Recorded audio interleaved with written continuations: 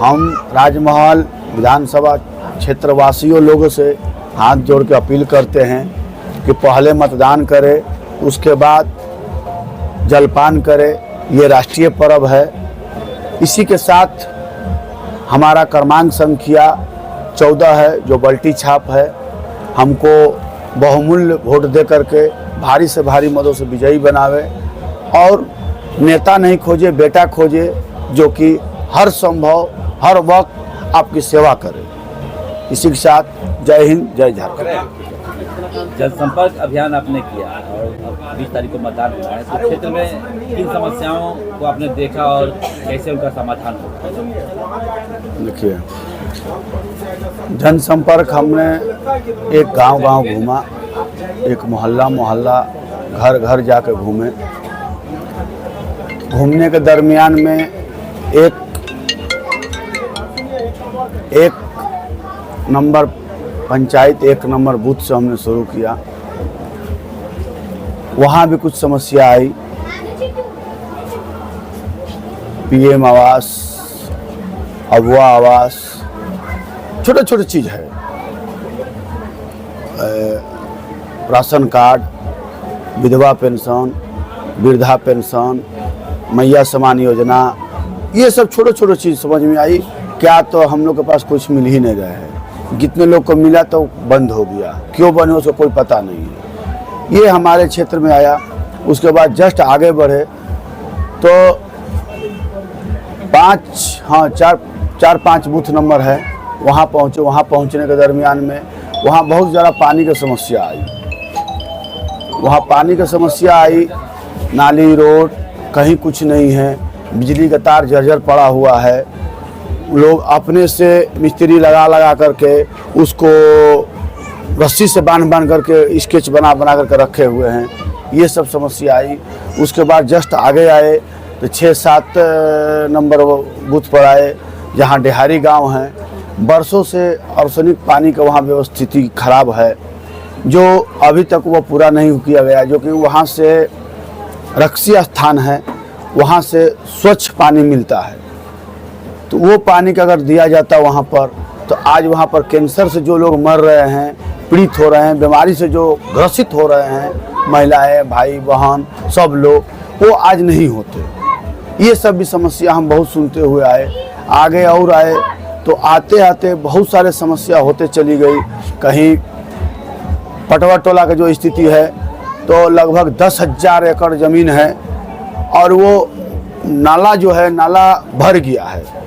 भरने के दरमियान में वो पानी निकासी नहीं हो पा रहा है, जिसके चलते वो उपजाऊ ज़मीन बंजर ज़मीन बन चुकी है, तालाब के रूप में परिवर्तित हो चुका है। वहाँ के लोग माने खेती के लिए माने भूखे मर रहे हैं। ये सब चीज़ समस्या आई। उसके बाद फिर हम आगे बढ़े तो छोटी कुदयाना में रोड है तो नाली नहीं है, नाली है तो रोड नहीं है। वहाँ भी तार का बहुत स्थिति गड़बड़ है। कई लोग वहाँ माने गंगा लाभ को प्राप्त कर चुके हैं, तार टूट के गिरने से। वो लोग ग्रामीण लोग हमको बताए। यही तो समस्या है बहुत ज़्यादा सब लोग को। साहेबगंज में समस्या मुख्य रूप से 3 है। पहला है कि हमारा अनसर्वेड ज़मीन है, जो कि हम भी किसान हैं, अभी लगान नहीं कट रहा है। सबसे बड़ा चीज़ है कि छोटा चीज़ है, लगान नहीं कट रहा है। तो लगान जब नहीं कट रहा है तो 2 रुपये 4 रुपये की चीज़ अगर बरसों से नहीं कटेगा तो 10, 20, 50 हज़ार लाख रुपया के एक गरीब के ऊपर बोझ डाला जा रहा है। 2 रुपये 4 रुपये चीज़ डालते चले जाते तो कम से कम उनके ऊपर दबाव नहीं रहता।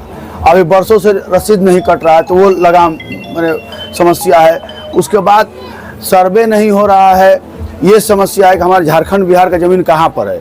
बिहार कह रहा है 2 किलोमीटर अंदर घुस के कि हमारा यहाँ तक है, झारखंड नापी कर रहा है तो हमारा 2 किलोमीटर वहाँ तक जा रहा है। ये बहुत बड़ी समस्या हो गई है। इस दरमियान में हमारे ग्रामीण भाई लोग का ज़मीन अभी तक पता नहीं चल रहा है कहाँ पर है। ये इस तरह से लोग ग्रसित हो रहे हैं और वो ज़मीन को अभी रजिस्ट्री फ़िलहाल बंद कर दिया गया है, क्योंकि सर्वे नहीं है, इसलिए रजिस्ट्री नहीं हो सकता है।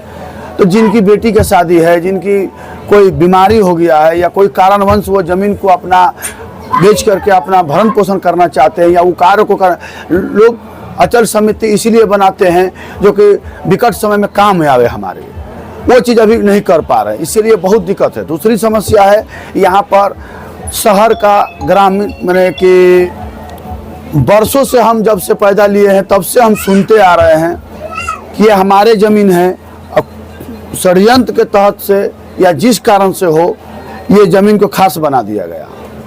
पहले रसीद कटती थी, अब रसीद नहीं कट रहा है। अब इसके चलते हमारे साहेबगंज शहरवासी बहुत पिछड़े हो गए, इसलिए हो गए कि वो बिजनेस करना चाहते हैं, लोन लेना चाहते हैं, तो उनको खास के कर चलते कोई भी बैंक लोन नहीं दे रहा है, और घर भी बनाना चाह रहे हैं तो हाउसिंग लोन भी नहीं मिल रहा, क्योंकि आपका ये ज़मीन नहीं है।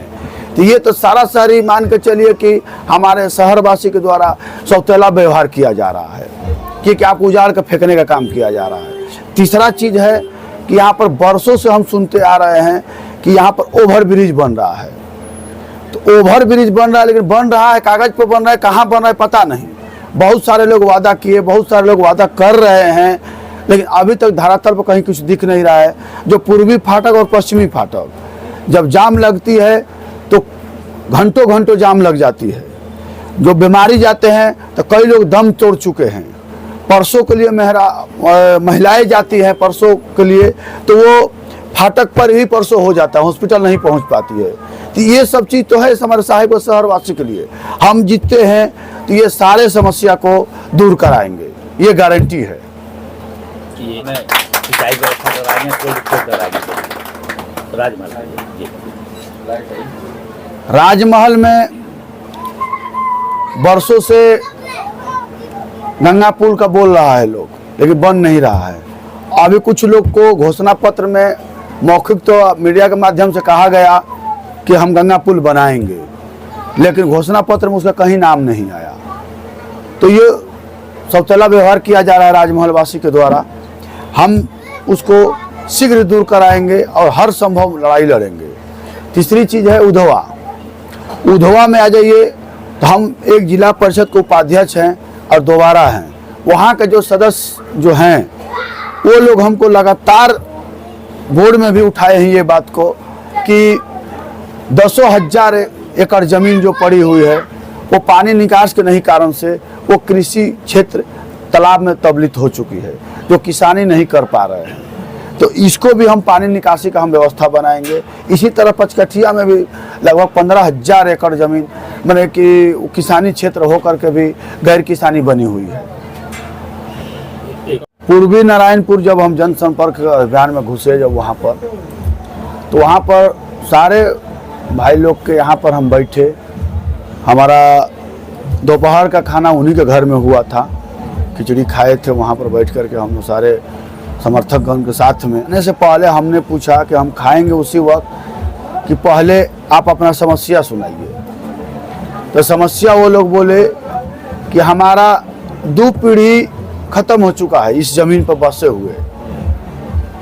तो हम बोले तो हुआ क्या है? तो बोले कि ये ज़मीन अभी तक खास है, बोल रहे खास, और हमको सरकार के द्वारा पूर्व में भी जो शासन रहा होगा पट्टा दिया गया है, लेकिन अभी उनके नाम से ना रसीद कटवाया जा रहा है, ना उनके नाम से रजिस्ट्री कराया जा रहा है, ना उनको कोई लाभ दिया जा रहा है, जिसके कारण से वहाँ के छात्र छात्राएँ जो पढ़ रहे हैं वो कोई लाभ नहीं, अस्थाई निवासी नहीं बना पा रहा है, जिसके चलते वो यहाँ से पलायन कर जा रहे हैं क्योंकि हम कहीं अस्थाई निवासी हैं। इस तरह से समस्या है, ना वो घर बना पा रहे हैं, ना वो कोई समाधान ढूंढ पा रहे हैं जो कि हम लोन लेकर के कृषि लेकर के आगे कुछ भी हम काम कर पाए। इस तरह से बहुत ज़्यादा समस्या है, उसको भी हम हर संभव जहाँ से भी हो जो इसका रास्ता बने उसको हम दूर कराएंगे। देखिए इस सब समस्या दूर कराने के दरमियान हम राजमहल विधानसभा क्षेत्रवासियों लोगों से हाथ जोड़ के अपील करते हैं कि पहले मतदान करें, उसके बाद जलपान करें। ये राष्ट्रीय पर्व है।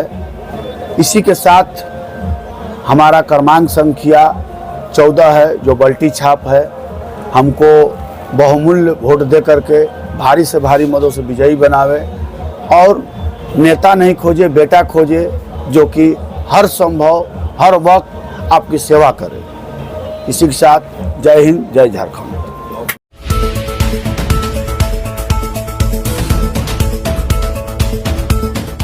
आप देख रहे हैं अटल भारत टीवी, खबर आपके हक की।